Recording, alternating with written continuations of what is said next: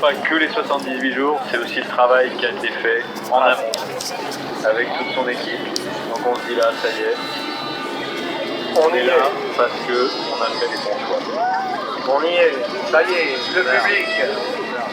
Avec le drapeau de la Vendée qui est à l'envers. Ah, petite erreur. Aïe aïe aïe aïe aïe, ça. Comme quoi, on n'est pas parfait. Regardez cette image. Le sourire de François sur le bateau massif. On est heureux pour lui. Il nous a fait vraiment vibrer pendant 78 jours.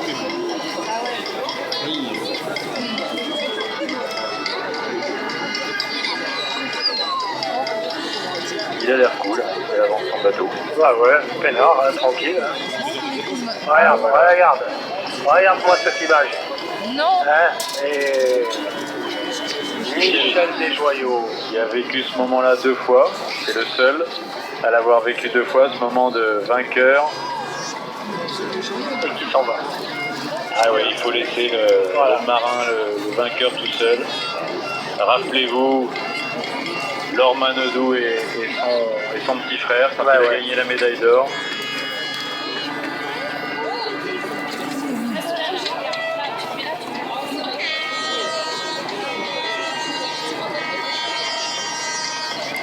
Cette foule, toujours cette foule dans le chenal, cette foule, les bateaux qui commencent à arriver, les pontons qui sont pleins, le monde devant l'écran géant ici, devant le village, vraiment, cette osmose, hein, on l'a répété plusieurs fois avec Alain Gauthier cet après-midi, cette ville fait vraiment, cette région, cette ville fait corps avec les navigateurs, ouais, vraiment c'est exceptionnel.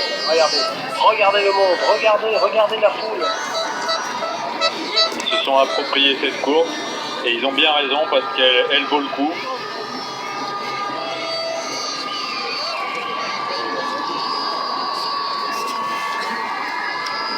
Vous savez, les Jeux Olympiques changent d'endroit tous les 4 ans, et ben le Vendée Globe, lui, c'est les Sables d'Olonne et ça restera les Sables d'Olonne pendant encore longtemps et c'est une très bonne chose. Ça c'est sûr que c'est la fidélité. Ça risque pas de déménager hein, quand on voit ça, mon ami. Oh là là là là. C'est chair de poule. Hein.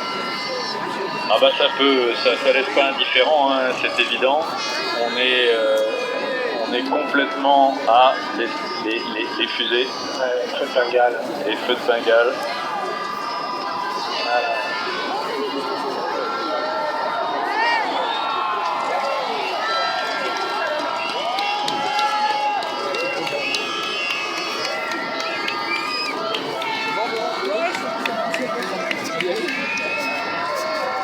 La cohue.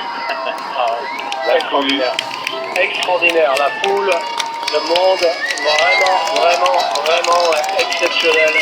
Le monde pour le bateau massif de François Gabard, qui va être accueilli après par la fanfare et puis par une cantatrice, je vous expliquerai, la fanfare sociale de La Rochelle. Hein.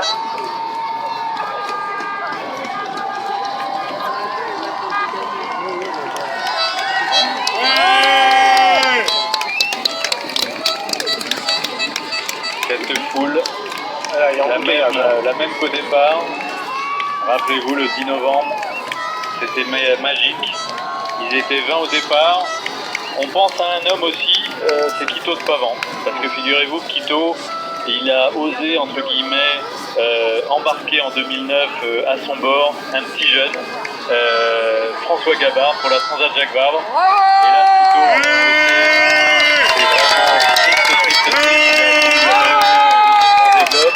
Quito, mais c'est vrai que il était visionnaire d'embarquer un petit jeune comme ça sur la Transat Jacques Vabre en 2009.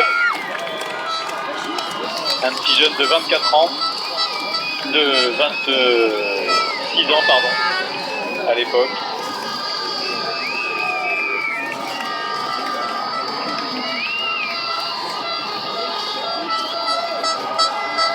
Donc François dans le chenal, on espère tous et on pense que ce sera possible, que Armel... vous avez des infos. Voilà, parce qu'il y a certaines rumeurs qui courent comme quoi Armel n'arriverait pas à temps pour rentrer dans le chenal, mais en fait pour l'instant tout va bien, on espère vraiment, il espère être là entre 18 et 20h, on sait qu'il a jusqu'à 20h pour rentrer dans le chenal des sables, donc c'est tout ce qu'on souhaite, c'est que Armel rentre aussi le même jour que François, parce qu'ils méritent tous les deux le même accueil, même s'il y en a un qui a gagné et que l'autre fait second.